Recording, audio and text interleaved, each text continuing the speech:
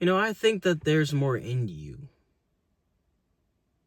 I think that you've been playing it small for long enough. I think you've gotten away with, oh, it's good enough for a little bit too long. You know what I think? I think that you have another gear. That maybe you're too tired to tap into it, or maybe you don't want to because of the fear of what might happen. It's one thing being afraid of failure, but then it's another thing being afraid of how successful you could be. It's one thing when you fail, because with the wrong mindset you lose, but with the right mindset you learn. But when you do more and you achieve more, then it opens up the door for more responsibilities. And then sometimes we don't always want to admit that the reason why we don't try any harder is because we don't want more responsibilities. Yeah, we've been living just fine up until this point. Why do we need to add more on top of life? I think that's a trap.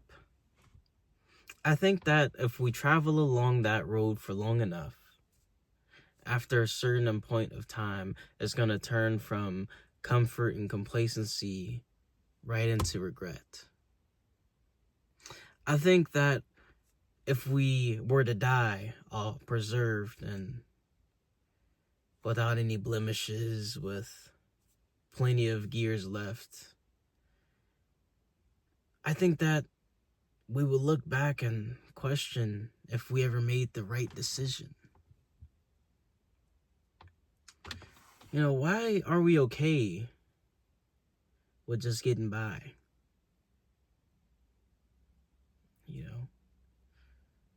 Have you ever thought about why that even occurs? Like, not even if it's just something that you deal with, but just in general.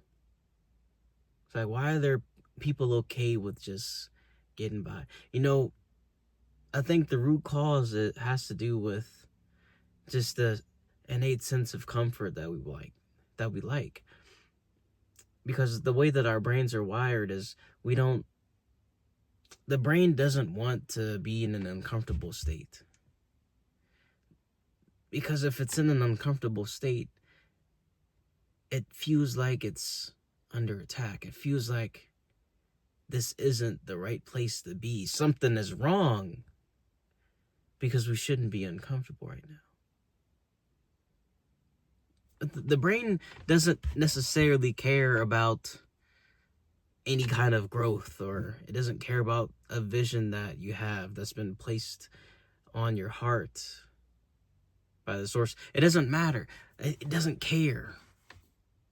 It's wired to keep you alive, to keep you on the easy path.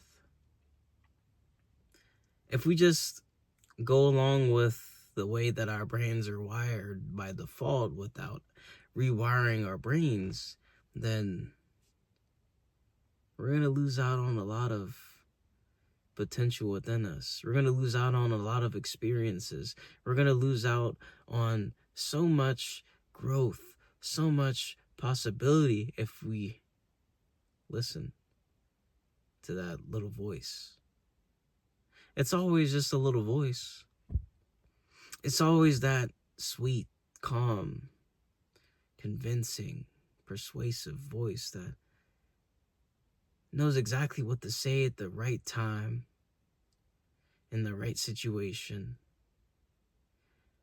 That just sounds so enticing. Especially when the options are move that weight for another set, another rep. Or just rack it over again. Just rack it. You don't have to do any more. It's the easiest analogy. Or, better yet, what if you're used to eating nonsense, a whole lot of junk food, and then the other option is to eat something healthy for once, to go against the grain, to go against the norm. There's going to be inherent resistance because we haven't conditioned our body and our mind to actually crave the healthier option. It'd rather take in the junk that never leaves us feeling any good, but it craves it anyways. So it's up to us to make the right option, to make the right choice, rather. Yes, there's going to be immense resistance in the beginning, but that's always how it is. It's going to be some significant pressure, some significant resistance whenever you start to pick it up and put more effort into your life. But then that's how it is in any situation when you start to do something new. Start to do something that isn't already in the programming that you're running in your mind. The same way we have to rewire our mind to actually crave the healthier option over the unhealthy option. We can do the same thing with our level of effort.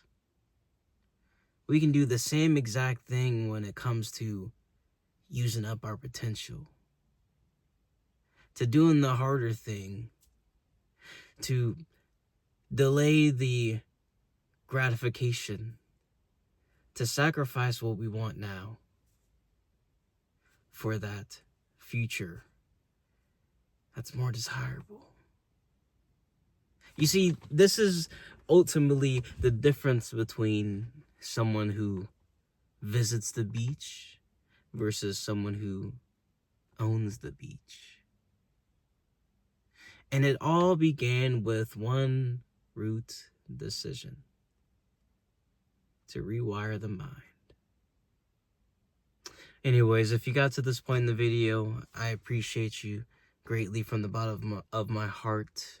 And I hope to see you in the next video. But until then, you have a great rest of your day or night or whenever you're watching this. Adios for now.